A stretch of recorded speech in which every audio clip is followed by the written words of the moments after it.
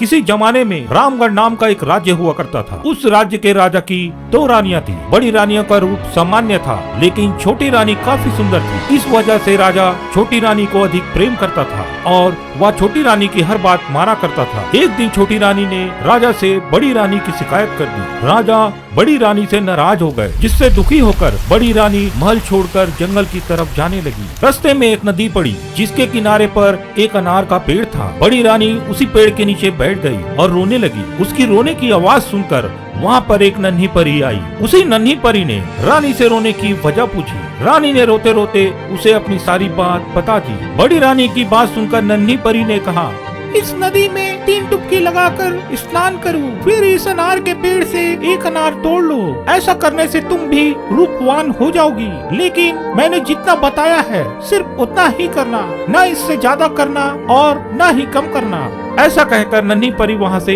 गायब हो गई। इसके बाद बड़ी रानी ने परी की बात मानते हुए वैसा ही किया। रानी ने जैसे ही नदी में पहली डुबकी लगाई तो उसके शरीर का रंग साफ हो गया। दूसरी डुबकी लगाने पर रानी का शरीर सुंदर कपड़े और जेवर से सज गया। फिर तीसरी डुबकी लगाते ही रानी के बाल लंबे घने और सुंदर हो गए। अब बड़ी रानी बहुत ही सुंदर हो गई थी। अनार के बीज सैनिक बन गए। उन सैनिकों ने रानी के लिए एक पालकी तैयार की, जिसमें बड़ी रानी को बैठाकर वो वापस राज्य लेकर आ गए। राजमहल पहुंचकर जब बड़ी रानी राजा से मिली तो उसने नन्ही परी वाली सारी घटना राजा को बता दी। अब राजा को अपनी हरकत पर पछतावा होने लगा और उन्होंने इस बार छोटी रानी को महल से बाहर निकाल दिया। जब बड़ी रानी राजा को नन्ही परी की घटना बता रही थी तो छोटी रानी छुपकर ये सारी बात सुन रही थी। इसी वजह से महल से बाहर निकलने पर वह सीधे नदी के किनारे गई और उसी अनार के पेड़ के नीचे बैठकर रोने लगी। छोटी रानी के रोने की आवाज सुनकर नन्ही परी वहाँ प्रकट हो गई और उसने रानी से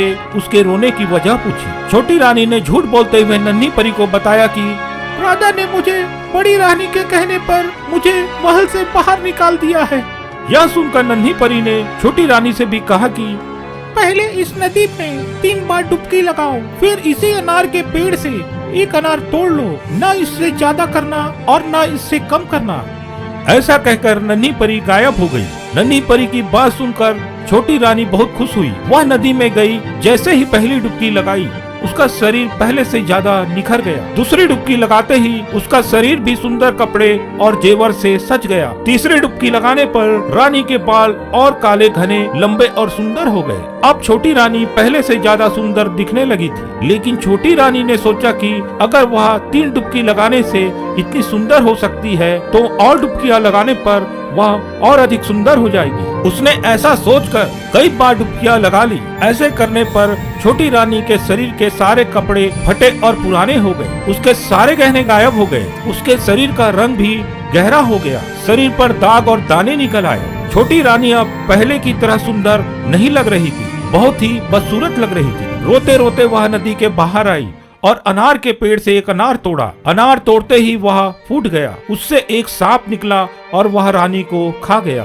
तो दोस्तों, नन्ही परी और छोटी रानी की कहानी हमें यह सीख देती है कि दूसरे लोगों के लिए कभी भी बुरा हमें नहीं सोचना चाहिए।